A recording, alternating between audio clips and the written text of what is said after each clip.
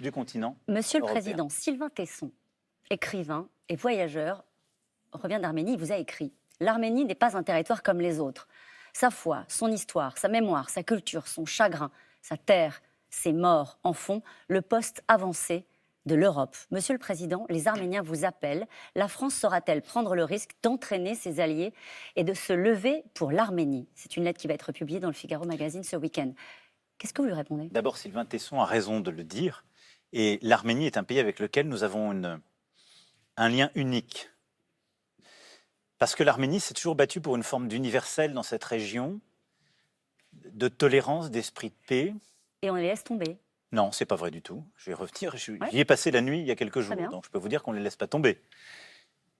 L'Arménie, c'est un peuple aux côtés duquel nous étions. Notre marine a aidé ce peuple il y a maintenant un peu plus d'un siècle, quand le génocide était là-bas. Et nous avons, nous, reconnu, nous sommes battus contre les négationnistes ou les révisionnistes du génocide qu'a subi l'Arménie.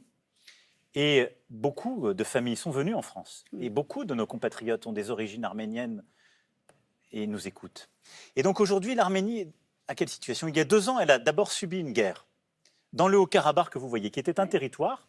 Alors, ça n'était pas reconnu sur le plan international. Hein. Il y avait là-dessus une controverse, mais l'Arménie donc était dans le Haut-Karabakh, qui était ce territoire au cœur de l'Azerbaïdjan. L'Azerbaïdjan a lancé une guerre terrible, avec beaucoup de morts, des scènes atroces, et elle a repris ce territoire.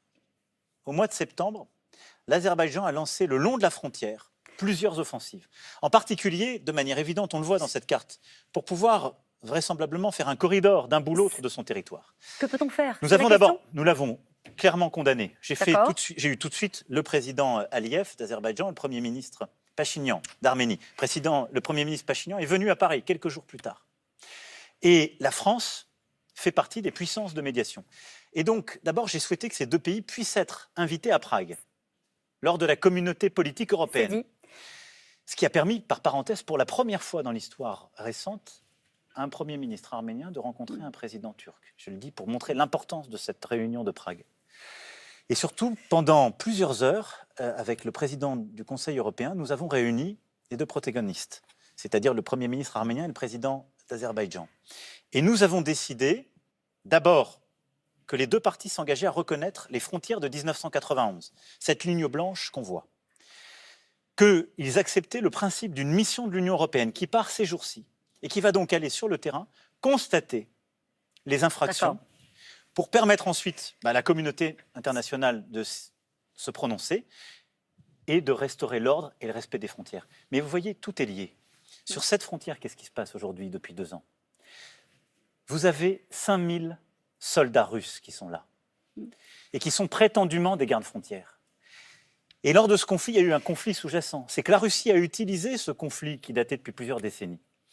Et elle s'est immiscée dans ce conflit, elle a manifestement joué le jeu de l'Azerbaïdjan avec une complicité turque, et elle est revenue là pour affaiblir l'Arménie, qui pourtant, naguère, était un pays dont elle était proche. Et vous le voyez, ce qui se passe là, c'est une manœuvre de déstabilisation de la Russie qui, dans le Caucase, cherche à créer le désordre pour tous nous affaiblir et nous diviser. Donc, pour le dire simplement, la France est là, présente, puissance de médiation.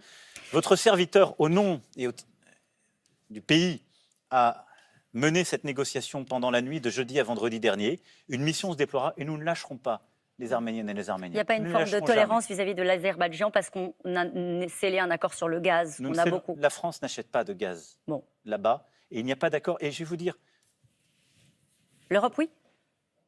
Plusieurs pays européens ont des accords gaziers, bien sûr. D'accord. Mais je vais vous dire, en ce qui concerne la France et en ce qui concerne la voie de l'Europe, mais moi je vous le dis les yeux dans les yeux, je le dis pour tous nos compatriotes, nos valeurs, nos principes ne s'achètent pas ni à coup de gaz ni à coup de pétrole. Un mot sur l'Iran, naturellement. Les manifestations se poursuivent en Iran pour la 4e semaine. Des femmes, des hommes qui se battent pour leur liberté. Là aussi, quelqu'un a voulu vous interpeller ce soir. Elle s'appelle